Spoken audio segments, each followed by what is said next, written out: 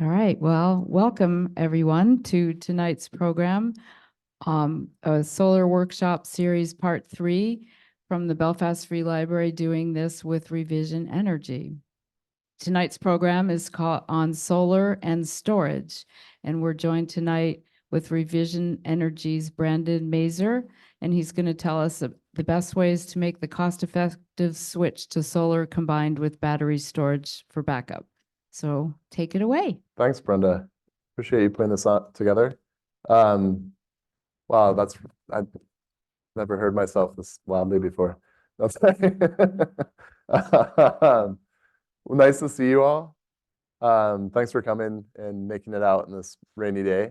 So now we can talk about some sunshine and the benefits of that big fusion ball in the sky that gives us life and a lot to be grateful for. But I'm going to be doing a presentation today for solar storage technology. And please feel free during the presentation, if questions just come up, just ask away. I'm happy to answer questions throughout, and then also after we can answer any questions you may have. So we are looking for a dramatically cleaner, more resilient, and lower cost electric grid for all. ReVision Energy, we've been in business now for 20 plus years, which is an awesome feat.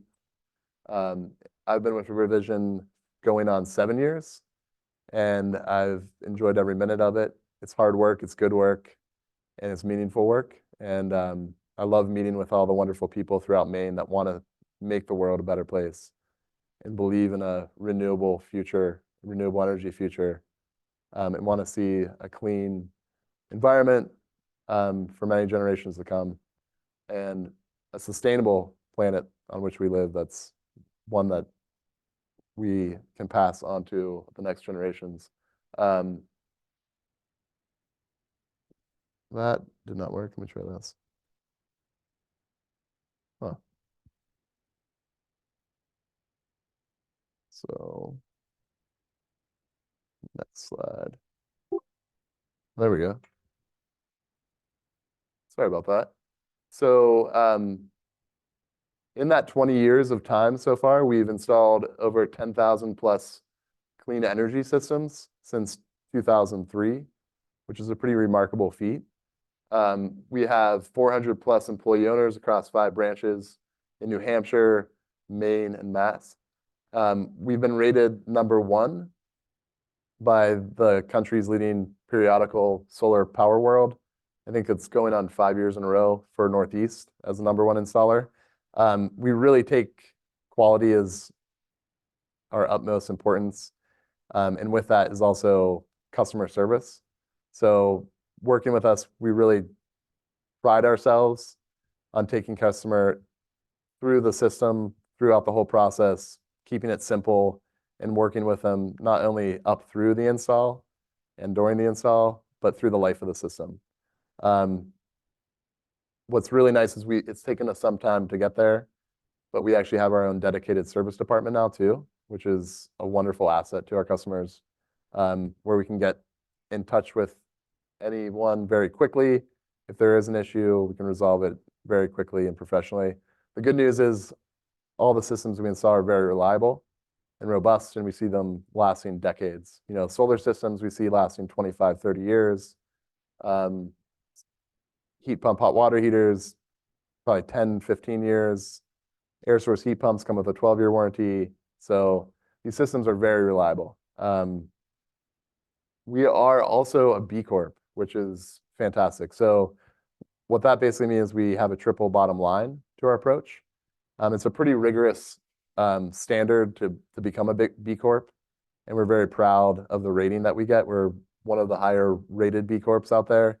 But basically what we're doing is with our triple bottom line, it's not all about just making profit, but it's also about what we're doing in the community, what we're doing as environmental stewards. And we really take, and I love this about ReVision, is we really do have that Kaizen attitude of continually improving.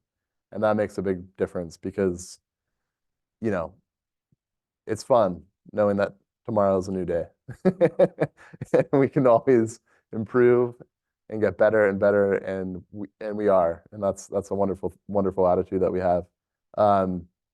So this is the 100% solar household. I will be getting into batteries, but this kind of gives us a nice sense of how we're offering all of these different systems that really integrate nicely in a home and work very well with solar. So it's an electric future. Solar panels on your home, 30 plus years of clean, renewable electricity. The heat pumps are wonderful. So our number one, I would say, carbon output and pollution, by and large, is from our heating oil systems in Maine.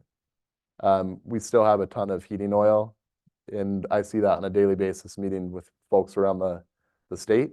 The good news is heat pumps can provide very reliable heat and cooling, which we need more and more these days. Equivalent amount of BTUs as a oil boiler at roughly half the cost with grid electric. And when you invest in a solar electric system, you're nailing down the cost even further, which is very compelling when you can nail down your long-term costs for heating as well. We also have heat pump hot water heaters, and I would definitely encourage you to check out the Efficiency Maine website because there's such great incentives right now. Electric heat pumps, the air source heat pumps are now income-based. So there's low, moderate, and then any income. But they're very good incentives to get people and make it possible for many people to make that switch. And I've had, handful of customers, the program's just rolled out, and it's been really awesome meeting with people and with this program being able to make that change happen. Which is, I really love it. But please check out that website because it's basically low income. There is 80% costs capped at 8,000 for heat pumps. For moderate income, which is, I think defined at less than if you're married under 100. But that's 60% capped at 6,000 of a rebate off your heat pump install. And then any income over 100, it's still 40% capped at $4,000. But that really makes a big difference for a lot of people, which is awesome. Yeah. It absolutely. So it is it's a lifetime rebate. So you can actually there are a bunch of eligibility requirements that go into it, but essentially what we need to do is the goal is replacing a fossil fuel system. And the question, did I repeat the question? Sorry. The question was, is it a one-time rebate? And it's basically a lifetime rebate. And so for instance, if you've already had a heat pump installed and there were some rebates that were $800, $400, so you may be thinking about that, you would actually be eligible for that remaining bit minus the 800 that you've already received, which is kind of nice. Efficiency Maine.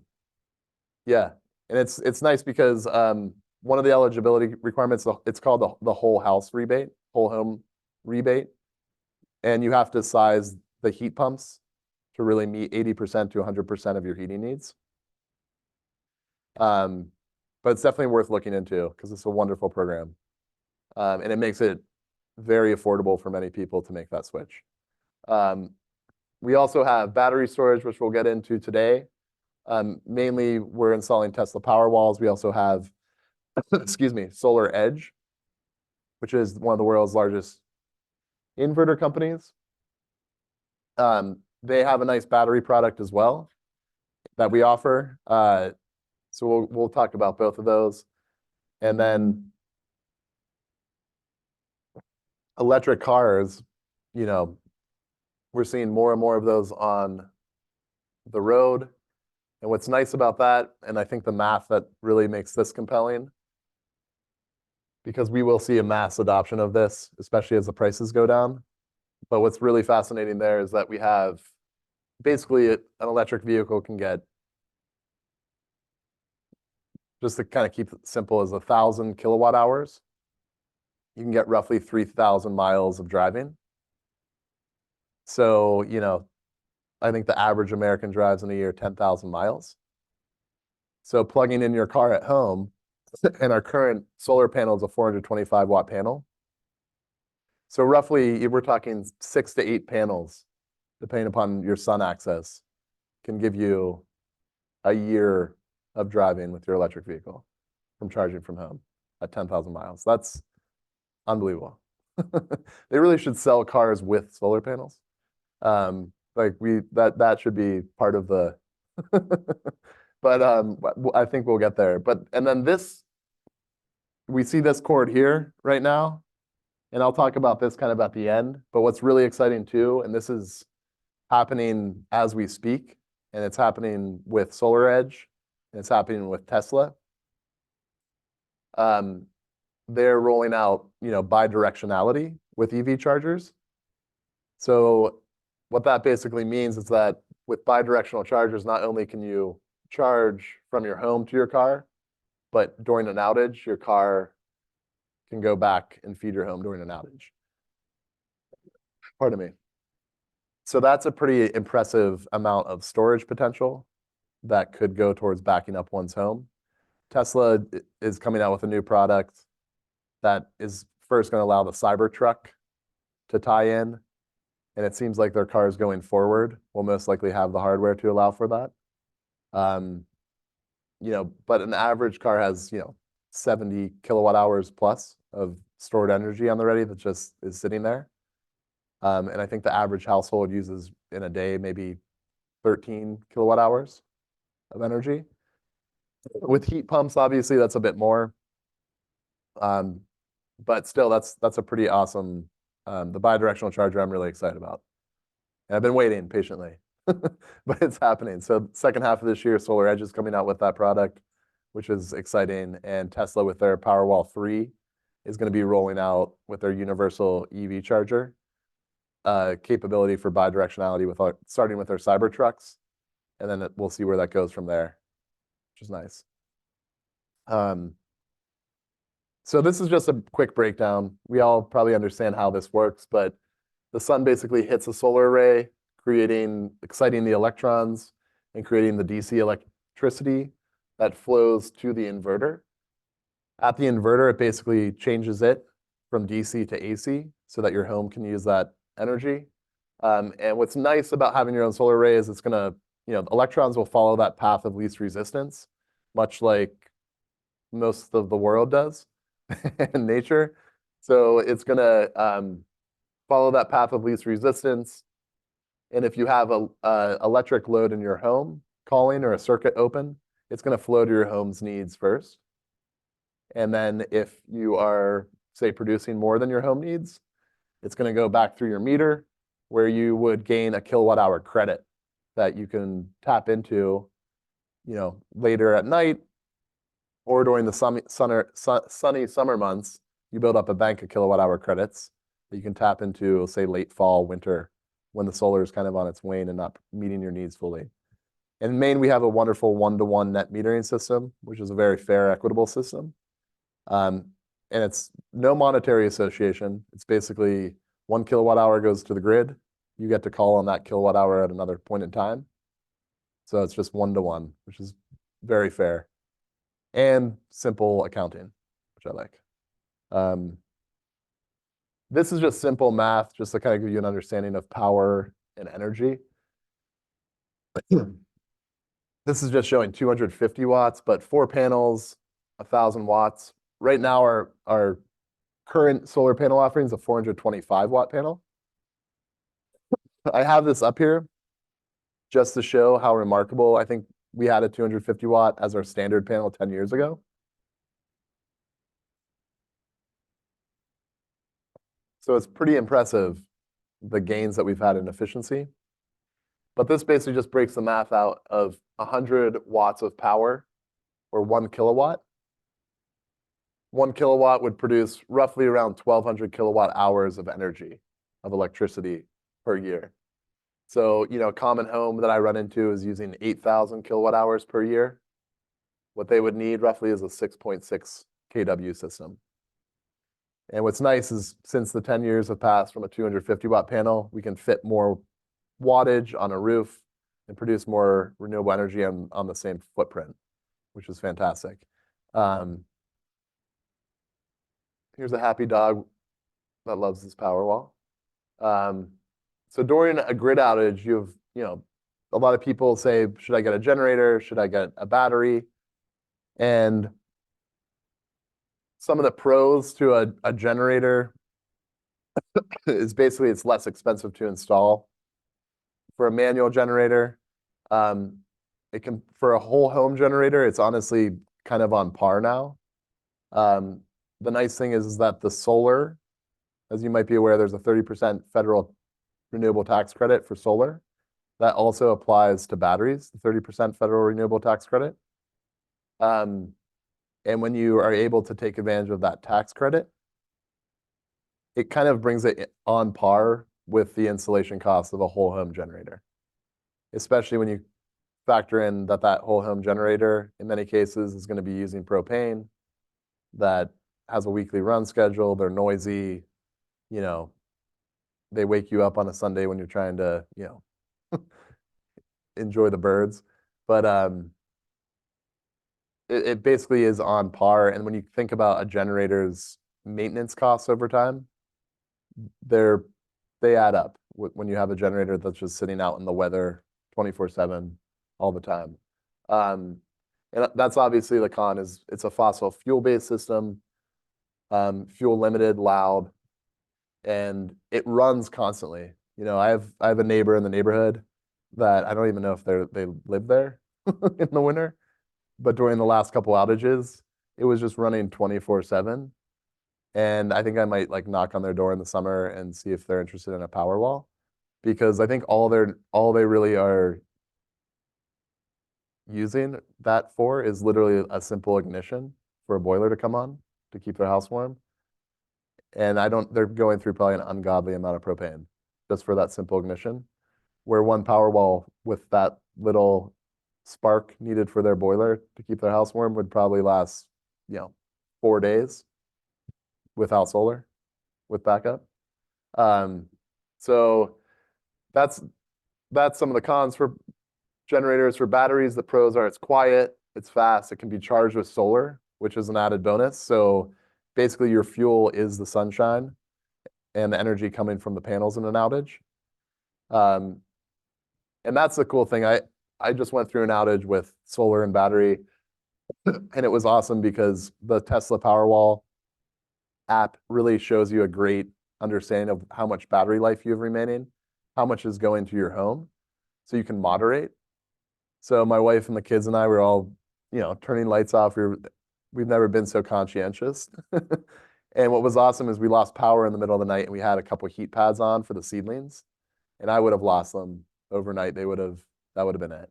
But they are all still alive and growing. I was very excited about that. And we were able to go 3 days, and we had, for those first 2 days, days like today, but we were still able to have enough recharge potential. And I don't even think we got below 50% with the Powerwalls. So I am very pleased with the system and how well it works. And one of the cons for batteries is larger upfront cost. And like I said, that's really that differential for a whole home generator to a battery is really starting to narrow that cost differential. Some loads may need to be shed. So the way that we integrate, excuse me, the Tesla Powerwalls is that we will have a heavy load shed panel. So if you do have, heat pumps, for instance, if it's a December day and it's 20 degrees outside, they're going to be pulling a fair amount of power over time that's going to quickly deplete, use quite a bit of energy quickly. And if you're not home, it could deplete your batteries quickly. So what we do to set our customers up for success is we basically have a heavy load shed panel where we place electric heat, like heat pumps or even electric baseboard, where when the grid power is lost and it's on battery backup, those heavy high power wattage loads are automatically off, and people will generally use, their wood stove or their boiler, which has been taking a rest very minimally to keep, which will give them multiple days of backup potential. But that's kind of a nice integration, is that we can set up this heavy load shed panel where those loads automatically just turn off. So you don't have to worry about it. So this is basically just a nice breakdown of power and energy. These are the two factors in a battery design, system design. So power is the flow of electricity, kilowatts. Power and energy is the quantity of electricity that can be provided over time. The way to think of energy, it's basically the capacity to do work, whereas power is basically the rate of work that can be done over time. So the example here is 1 kilowatt as in a 2 kilowatt hour battery can provide 1 kilowatt, 1,000 watts of power for 2 hours. So, if you have 1 kilowatt going for an hour, that's 1 kilowatt hour of energy. If you have that same 1 kilowatt hour going for 2 hours, that's 2 kilowatt hours of energy. So that's kind of a nice little backdrop, because a Tesla Powerwall, this is the Tesla Powerwall 2, has 5 kilowatt hours and 13.5 kilowatt hours of stored energy on the ready. So Tesla just came out with the Tesla Powerwall 3, and that now has the same storage, same energy storage, that same capacity to do work, is still 13.5 kilowatt hours. However, that Tesla Powerwall 3 now has not 5,000 continuous watts of power potential. It actually goes all the way up to 11,400 watts of power with just one battery. So that's an exceptional increase in power for the Powerwall 3 now. And we will be offering the Powerwall 3. We're kind of in limbo right now in between systems, where we're going to be going towards Powerwall 3 at the end of this month and be able to, put proposals together for folks for Powerwall 3. The Powerwall 3 will, 3 Powerwalls on a Powerwall 3 will still have that 40.5 kilowatt hours of stored energy on the ready. But it's going to basically stack the power. So in that case, it would be, have the potential to have 11,400 times 3. So was that 34,200 watts of power, which is a lot. And I think the way that this system is going to integrate, and this is kind of a neat thing, is that, and it's happening now, there's a small battery initiative through Efficiency Maine, and it's actually on the Tesla app. But it's basically a virtual power plant, is what they're calling it. And your battery, and what they're going to be doing this summer, and folks that have batteries can sign up for this if they choose. And it basically is allowing the grid during peak demand times, which is when we turn into vacation land. There's going to be 40 events, high demand events, that's generally between 1 and 8 p.m., where they're going to send a text to the customer with the battery saying, hey, we're planning an event tomorrow where we're going to use your battery during a peak demand. And the idea is they're going to pull from all of these small batteries. And that wattage, which now, it can pull, if you have 1 Powerwall right now, it's 5,000 watts can go to the grid. If you have 2, 10,000 watts can go to the grid. But that's going to alleviate the peak demand throughout the grid. And that's where it's fairly important, because what can happen with that is if you can draw down the peak demand, that's generally when the dirty fossil fuel power plants have to fire up to hit those peaks. So if you can bring down that peak demand, and that's a beautiful thing, is solar and batteries can do that very well. You can make a significant difference to making the grid much more green and clean.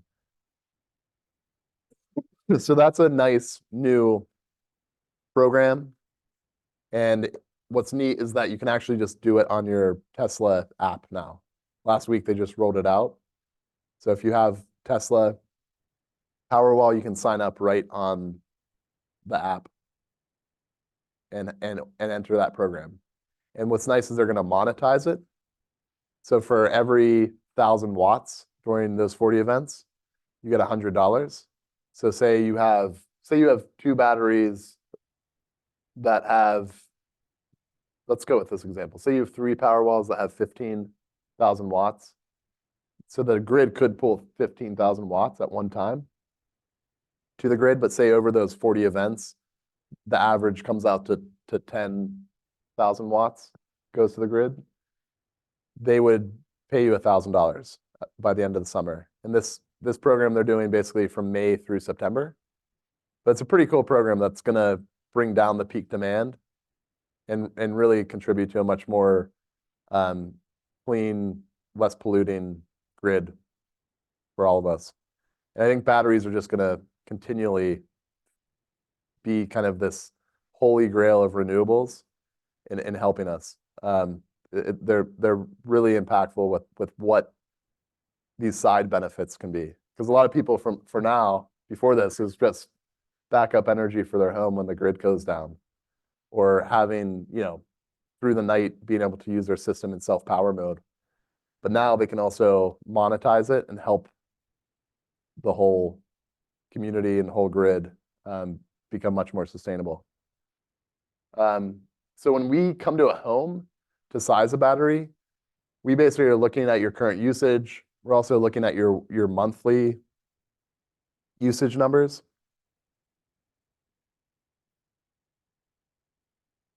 And we can basically ascertain from on your CMP bill, if you look, they show your daily averages. So that alone kind of gives you an idea of how much energy you're using each day. We'll look at your loads. Like I mentioned before, we have a heavy load shed panel. So if you have heat pumps or electric heat, those are automatically going to be off during an outage so that you can go longer for multiple days with your battery for backup. What should be protected, we'll take a look at that. Basically, the way that we set it up is you essentially have access to all of your circuits to do and manage as you see fit, minus those heavy loads that we don't want to have prematurely deplete your battery reserves. So some people are like, oh, I only need my well and one light. And it's actually easier to just integrate it with just, whole panel, and then they can choose this and that, and then they don't have to call us back and say, you know what, I actually do want a light bulb in my bathroom. So you have whole home backup potential minus the big heavy loads. So the sun, yeah, absolutely. Correct, with heat pumps. Mm-hmm. So yeah, so the question is, when you have heat pumps, if you're not home, you want that heat pump to basically keep your house warm. You want it to be on. So so in some cases, you could have the heat pump on. So if you have a home that is very well insulated to the point where it may have like a HRV system, and you don't have a ton of heat loss, you may be able to keep your heat pump on during outages. But by and large, most people have like a backup heat system still. They still have like their oil boiler, which is just sitting there doing nothing, or they have a propane, Rinnai system or a wood stove. Those for many houses will be the backup alternative during those handful of days, because that's just a simple spark, and then the BTUs are coming from the fuel or from the wood. Whereas the heat pumps are incredibly efficient when compared to fossil fuels on a BTU basis.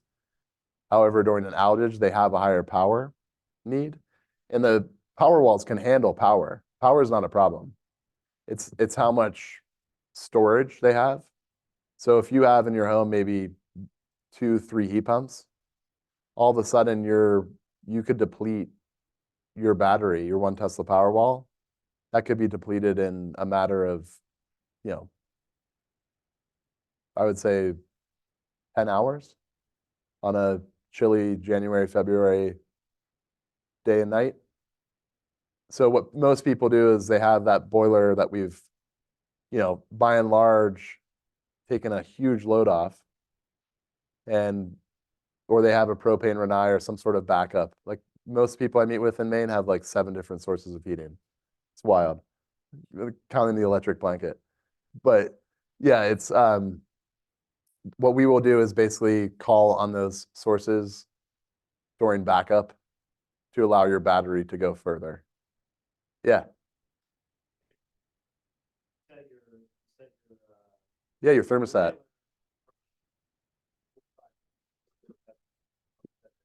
50. Yeah. Yep. Exactly. And that's how thank you for that, because that's exactly what we do for our customers. We basically set them up with, say your set temperature is 70 for your home. We tell them, hey, have your boiler set at like 65, because if you're gone, it can kick on, because your heat pump will be off, like he mentioned, and then your boiler will hit that set point, whatever it is, and turn on to keep your house from freezing, or keep it comfortable to 70, whatever you want for that little period of time. But the big thing is that the Powerwall is going to absolutely meet that power need, but it's just a matter of like how long. And what most people are looking for are multi-day backup solutions. So that's why we set them up with that heavy load shed panel. So this is nice. This is on site. We do a sun measurement, and this is quite nice. And I bring this up because when you're sizing a battery, this is very important on site to do, especially if there's trees, because what I find most likely is if January, February, March is when we have a lot of outages. What our SunEye is able to do is it takes a GPS point right where we are in real time, and from there we have a little bird eye camera that can basically take a whole 360 view, and you can get basically the sun path from the morning hours to the evening with the sun path for every month. So here's June, July, August, September, October, November, December, all the way from morning to evening. And you can see here, November, December, that tree is producing some shade around 8 a.m. The reason I like doing this when I know I have a battery customer is because sometimes you'll see, oh, this is a tree line. Where by and large, it's not an issue if they're just trying to find solar throughout the year, because, but if you have a battery and you want to have that solar recharge potential, it's kind of nice to have that solar recharge potential throughout those months when you may be losing power as well. Yeah, I do. And what's nice too is we are using some other software now that basically gives us more using LiDAR. They're able to generate very accurate sun access measurements on various roof planes. So that came in handy today when I was out on site visits, because the machine I had, this thing does not like the rain.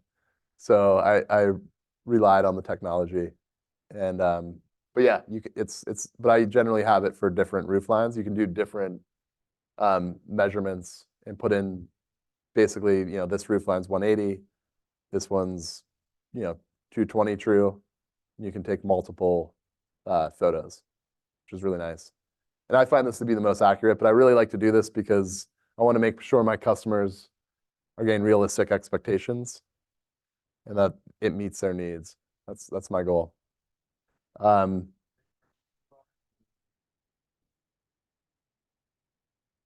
Oh, we are purchasing with another company.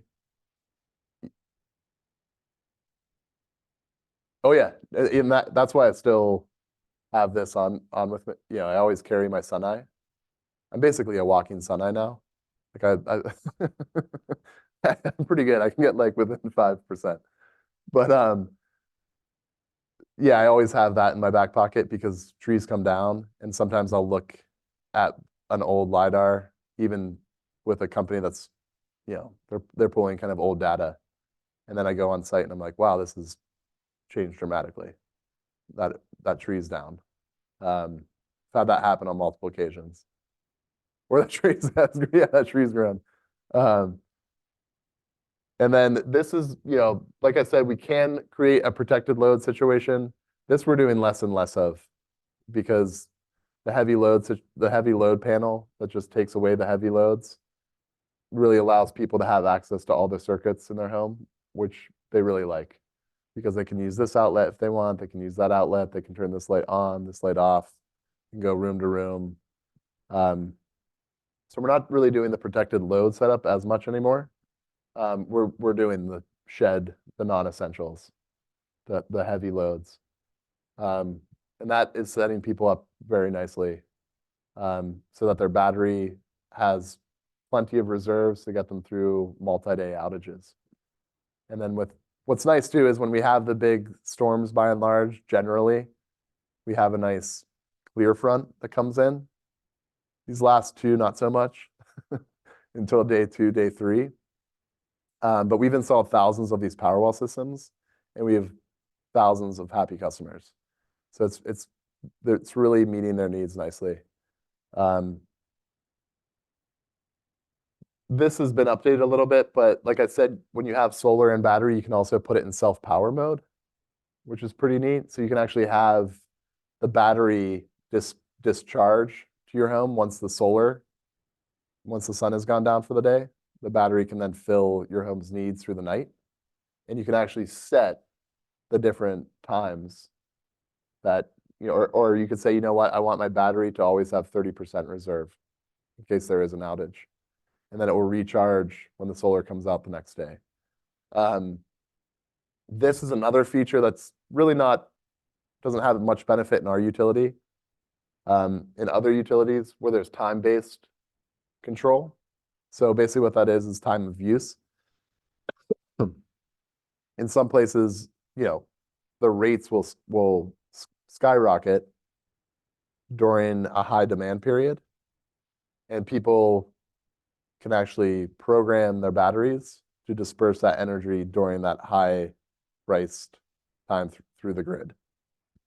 So Tesla's definitely sold a lot in Las Vegas, Los Angeles, like different metropolitans that have those big time of use when people all come home after work and turn everything on.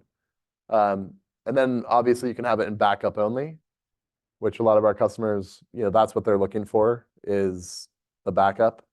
And like I mentioned before, that just last week, the rollout of the virtual power plant is pretty awesome. So you can actually tie into that now with your battery and help the grid bring down that peak load. And by bringing down that peak load, bring down quite a bit of natural gas being burnt. How long will Powerwall 13.5 kilowatt hours last? So this really depends on, I met with a customer yesterday that had a daily usage of 3 kilowatt hours. I think he's kind of the exception. But he honestly was just thinking of a Powerwall without solar. He lived in the woods, but he just doesn't have a generator and he doesn't want a generator.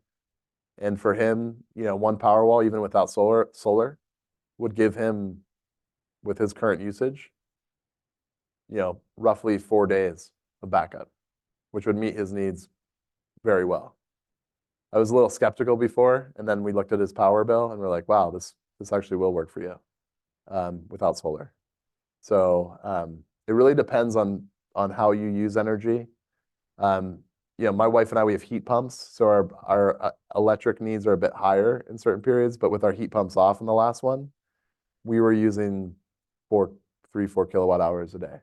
Like we became that fellow that I just met with in the woods during the outage, which was nice because you can moderate your usage during an outage, and you can really make these batteries last that multi-days, which is what people are looking for. Generally an outage goes anywhere from, a day to 5 days.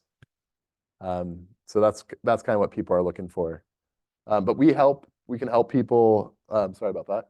We can help people get an understanding of how many days on site. When I meet with people, we have a battery sizing calculator where we can actually put in your loads that you would want on during an outage. So whether that be, the big ones are refrigerator, I definitely want on. I'm going to have my chest freezer on. I want, a handful of lights on, an outlet.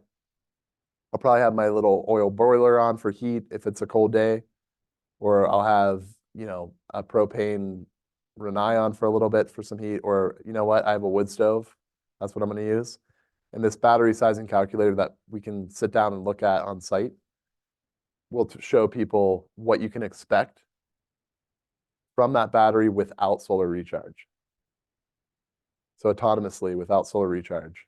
And then the beautiful thing is if you have a solar array, all of a sudden now you have the fuel, if you will, to repower that battery and even go more than 2 days. So it's a great system and it works incredibly well. How much do they cost? So this is basically the ballpark estimate for a Powerwall. Like I said, we're going to have Powerwall 3 shortly. At the end of this month, we'll be putting proposals together for folks for Powerwall 3. I already have like a list of a bunch of people waiting for that proposal, and I'm looking forward to that.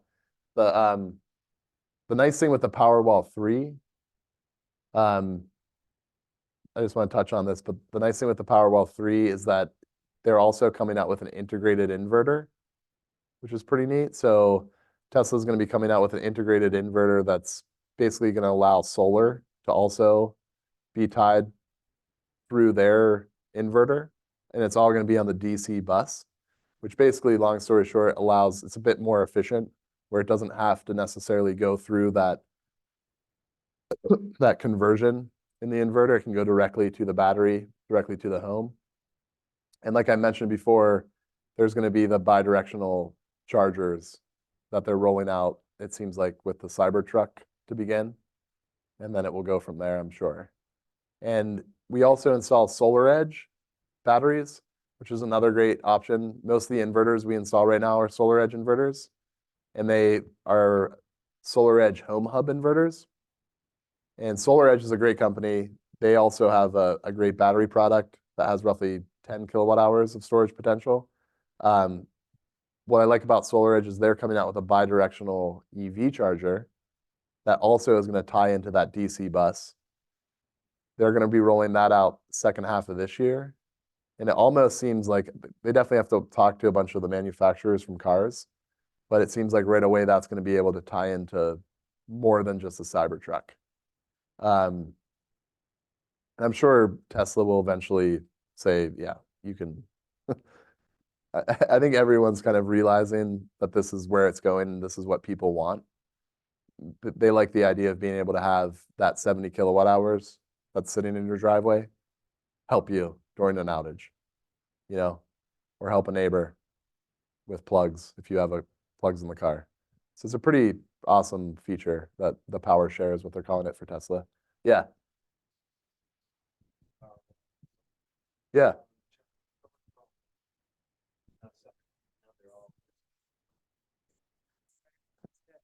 I can't hear you on the recording unless you. Okay, sure.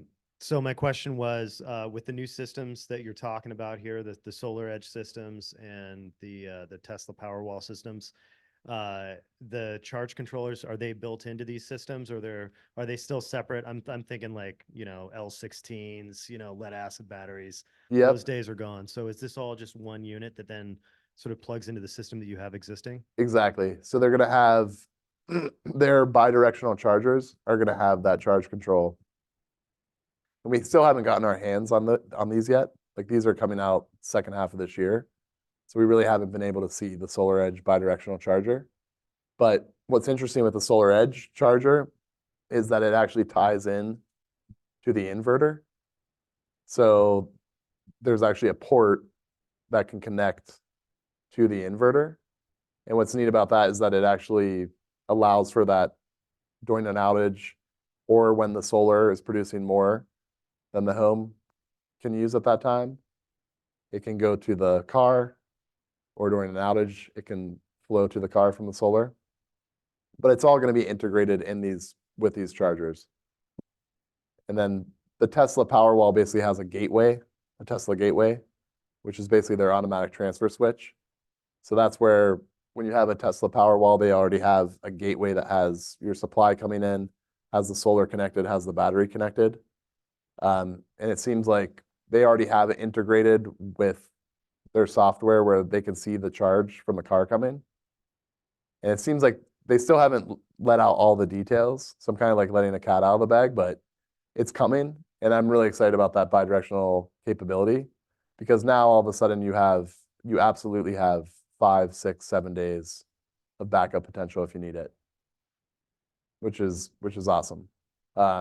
And those cars eventually will, like we talked about the virtual power plants, the cars are going to be part of that too.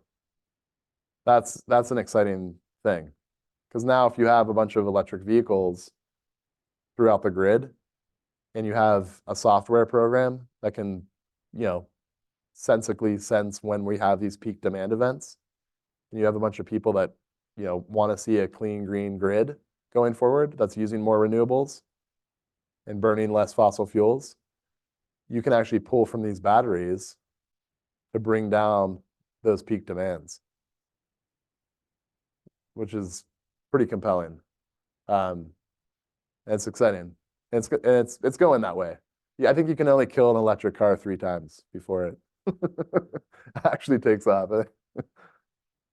So it's nice to see that electric vehicles finally have, broken through the barriers. So the installation notes for batteries right now, we're still installing these in conditioned spaces. So a perfect install for a Powerwall or a Solar Edge battery would be your, cellar space, unfinished cellar space is ideal. The Tesla Powerwall, they're saying we can put them outside, but we're still a bit tentative to do that. They do have a heat mode on the new one. So I think in practice, we probably should see how one goes in this climate, but we still want to set our customers up with a system that's very reliable. And right now we're still putting it in conditioned spaces that aren't being used. So cellar spaces are ideal. We want to keep them above freezing, but like I said, they do have a heat mode now in the batteries that could work outside. You lose capacity in cooler temps, so that's one of our concerns about having it outside. Not only do you lose capacity, but you also are using, when it's in heat mode, to keep it above freezing the battery. You're actually robbing Peter to pay Paul. So the battery is actually using some energy to keep it above those temperatures. So it's using some of the battery energy. But yeah, like I said, we don't want living space, but most people have a nice, unfinished cellar space that we can fit it in, or garage works nicely as well. It does, yeah. We like to have it in unfinished. The one exception is, say you have like a mud room or some in between room that's not really lived in. That could work, but generally speaking, we like to have it in cellar spaces, unfinished cellars. And the reason for that is they make some noise. So yeah. So cellars are ideal. And we have had customers like put them out in barns and like insulate around them, which has actually worked out pretty well to keep them a bit warm and above freezing. So in summary, solar and storage provides great power to a home during a grid outage. It can definitely give you multi-day backup, and it really comes out to almost the same price as a whole home generator that runs off propane. And it definitely is going to last longer with less maintenance, for sure. And having solar be able to connect with that battery is unbelievably how many days you can go. Like we went 3 days, and when the grid came back on, my wife looked at me and she's like, let's just keep going. Like it was kind of nice to see how long we went without the grid. And I think at some point this summer we probably will see how long we can go. And it can work with grid utility programs. So that's a really interesting thing. So now, not only if you make an investment, you can actually have some revenue coming from your investment year in, year out by helping the grid become more green and more clean. So that's a wonderful thing. And that's really exciting that that's happening in Maine right now. And it qualifies for the 30% federal renewable tax credit, the battery, just as solar does. And one of the changes in the tax law this year was that you can actually do the 30% federal tax credit also applies to batteries even if you don't have solar. Before you needed solar for it to apply. So,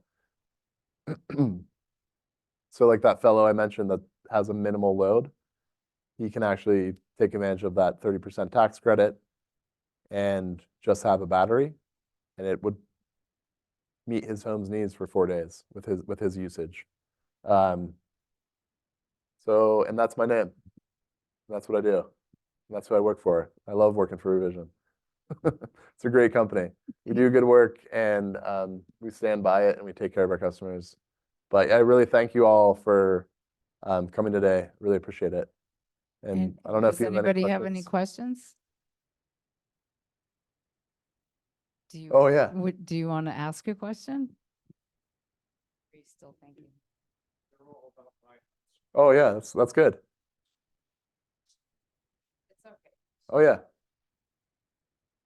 I think we've done all the wrong things over the years. You know, what I'm saying is that we don't have a house that you can put solar panels on the roof. We could have ground-mounted panels out beyond the garden. It's about 100 feet away from the meter. Yep. We would like to get an electric car sometime in the future, Sure. and would be very interested in sort of a small solar system to give us a boost. We've got only got 100 amp service, so it's not. Yep. It's being really used heavily. Sure. We're using it for three buildings right now. Oh, wow. Yep. And it works. We've never, as far as I know, blown circuits or Yeah. anything. But yeah, I guess my questions are: you'd probably have to come see this Yeah. in order to understand it. I have my business card in the back, Yeah. and we provide free site visits Uh-huh. where someone like myself, there's 4 others that Yeah. like myself, Yeah. where we can actually look at your specific situation, Yeah. and we can take measurements, we can look at your energy usage, we can make recommendations. Yeah. And we can basically brainstorm together on site Mm-hmm. for different locations Mm-hmm. for a possible ground mount. Mm-hmm. And that's totally doable. If you're 100 feet away, Mm-hmm. we can make that happen. We do trenching. Mm-hmm. We have our own trenching team that, can make a minimal impact. We basically have to go 18 Yeah. inches depth, Yep. but we can make that happen. But I would encourage you I'll give you my business card and we can set up a site visit, because it's nice working with people, and I love this job because every home is different. Yeah. It's always a new day with every home that I visit, and everyone has. Yeah, sorry. No, that's good though. It's good to have challenges. You'll be walking away shaking your head. No, I'd be happy to, and I think we could come up with a possible solution for you. And as you walked in, Yeah. you mentioned how your roof's not perfect. So we do have those community solar farm options, which may benefit you. Yeah. But we could take a look on site to see if we can find some sun maybe behind the garden. I think we're going to need more power. So I really think a small array of panels would be something in our future for. Yeah, and there are Especially if we have an electric car. I mean, I don't think we have the power to charge it. so that's the interesting thing with the solar edge. Yeah. so SolarEdge Home Hub inverter that we're installing, Mm, that's one of the neat engineering Mm. feats that they've put together for people just like you that have that 100 amp service, mhm, because they now have the port that ties into mhm, the inverter. mm, It basically can allow people to not necessarily have to go to a 200 amp service mhm, for that EV. mhm, So in your case, that SolarEdge system might be worth considering because it could tie in nicely to that future bidirectional EV Mhm. charger mhm. without having to necessarily upgrade to that 200 amp service. Yeah.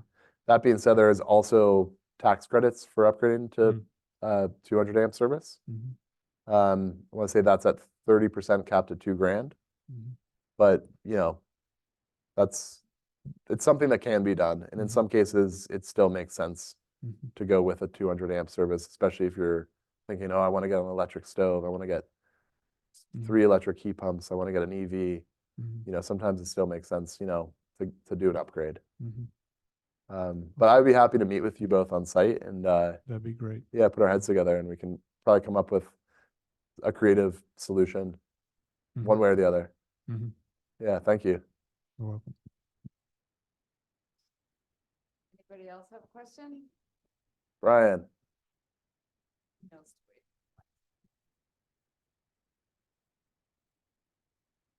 How do I sound? Can you hear me? So, Brandon, I've seen plenty of batteries installed, Yep. but I've actually never heard them discharging. What is the noise like? Is it like the air the air we're hearing in It's like this room? a German discoteca. No. No, it's very slight. It basically just like a little pulsating that just goes wow, Oh, wow. interesting. Very slight. Okay. Yep. Okay. It's Yeah. very it's very minimal, but it's enough that if you had it in a living space, it would probably disturb some Mhm. people. The other question I had was the program that you mentioned, the utilities are going to be deploying or employing this summer where Yep. at peak load times. You put a number on the kilowatt hours that was it?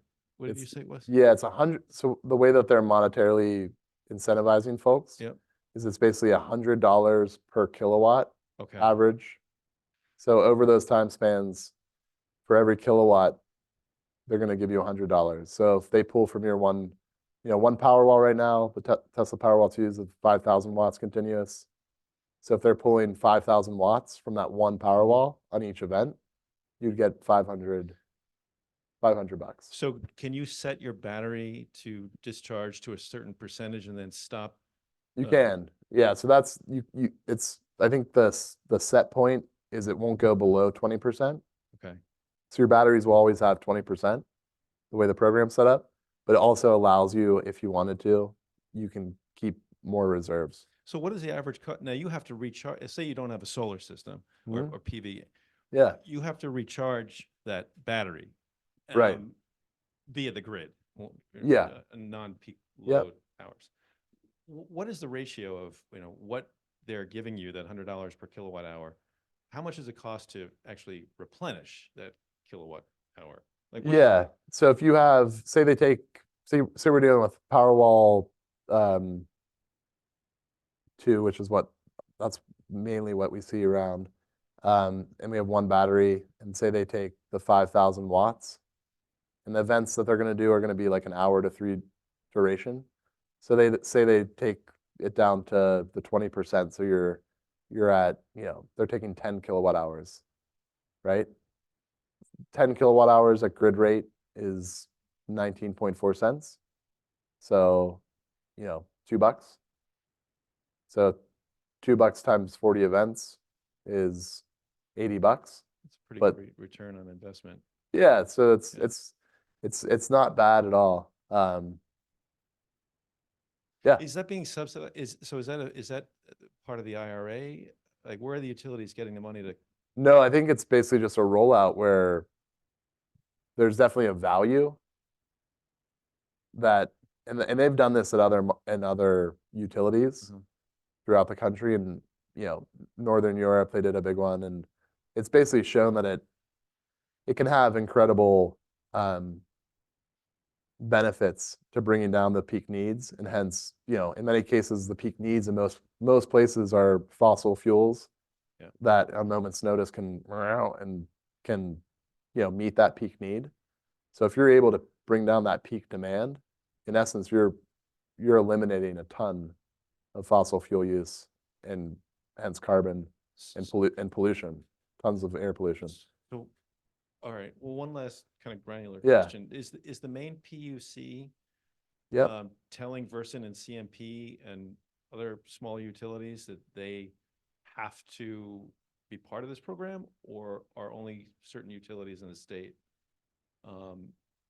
Well, the utilities are just the delivery system. So they're just the transporter. Okay, So they're kind of, I would say, like open to like any ambivalence, right. I think as we've seen, like I think utilities are noticing more and more, they're like, wow, this is really nice to have solar coming onto the grid. Like it's a good thing. Yeah.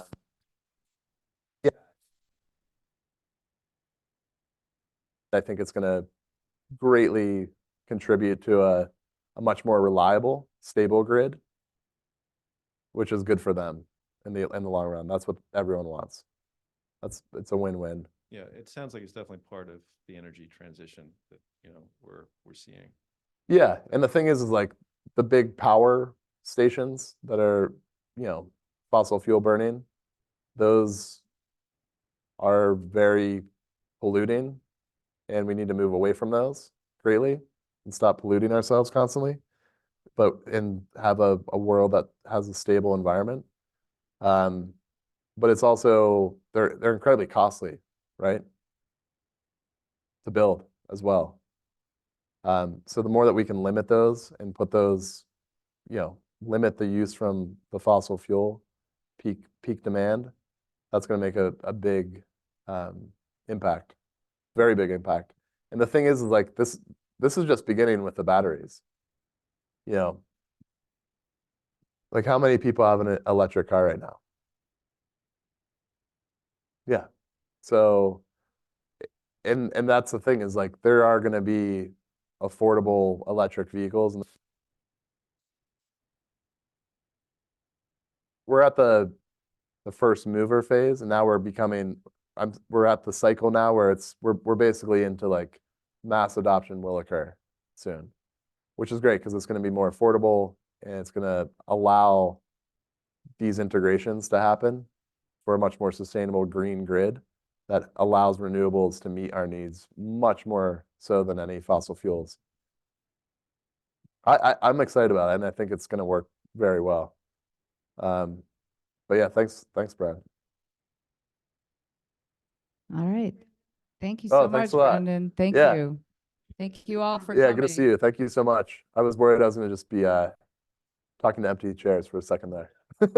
Thank you all for coming. I really appreciate it. And my business card's in the back.